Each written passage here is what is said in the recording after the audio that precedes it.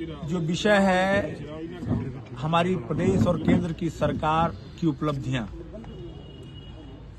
तो मैं इस विषय में आप लोगों से बताना चाहता हूं कि 10 वर्ष पहले जब इस देश की बागडोर हमारे यशस्वी प्रधानमंत्री आदरणीय मोदी जी ने संभाला था, तो यह देश भ्रष्टाचार, भाई भतीजावाद, आतंकवाद और बुरी तरीके से पीड़ित और पिछड़ा हुआ ये देश था।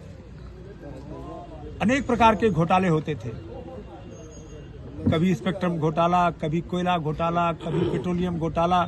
ऐसे घोटालों में जकड़ा हुआ ये देश और जनता त्राहि त्राहि कर रही थी।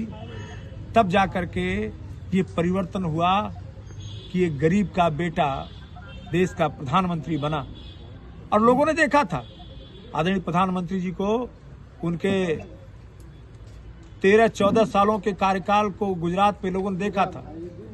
गुजरात भी एक पिछड़ा हुआ प्रदेश था, लेकिन जिस प्रकार से हमारे तत्कालीन मुख्यमंत्री मोदी जी ने 2002 से लेकर के 2013-14 तक उन्होंने गुजरात प्रदेश का विकास किया, उसका प्रभाव पूरे देश में था और देश की जनता ने एक साथ एकजुट होकर के उन्हें प्रधानमंत्री का पद दिया, भारी बहुमत से दिया। पहली बार 2014 में केंद्र की सरकार, गैर कांग्रेसी सरकार बहुमत की बनी थी और उन्होंने जब से ये बागडोर संभाली है तो उनका लक्ष्य था कि हम अपने देश के गरीबों का उत्थान, उनका कल्याण करेंगे और उसी लक्ष्य को लेकर, एक लक्ष्य को लेकर के देश के गरीबों का जाति, धर्म, मत, मजहब, पंथ, इन सब से मुक्त होकर के बिना किसी भेदभाव के देश के गरीबों के कल्याण का काम करेंगे। और इसीलिए मोदी जी ने नारा दिया था, सबका साथ सबका विकास। और सबका साथ और सबका विकास का मंत्र उन्होंने जो दिया, देश के शासन प्रशासन और अनेक प्रदेशों में भी ये मंत्र कामयाब हुआ।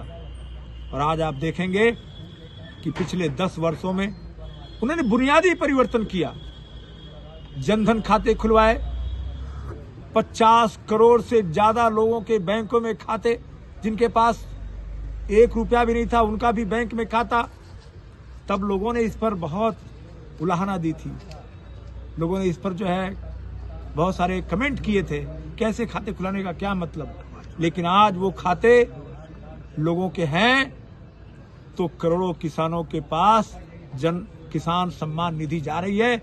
एक बटन दबता है तो उन जन धन खातों के माध्यम से वो सारा पैसा पहुंच जाता है। 2 वर्षों में आपके विधानसभा में क्या हुआ? हमारी विधानसभा में तो आपने देखा होगा, सड़कों का पूरी तरीके से, जो सड़कें टूटी फूटी थी उनका निर्माण हुआ है। सिंचाई की व्यवस्था ठीक करी गई है। ऐसे बहुत सारी नहरों पे जहां पर पुल की जरूरत थी वहां पे पुल निर्माण हुए हैं। आप जिस तरफ भी जाएंगे वहां पर चौड़ी सड़कें मिलेंगी। सड़कों का नवीनीकरण, सड़कों का चौड़ीकरण, सड़कों का पुनर्निर्माण अनेक प्रकार से।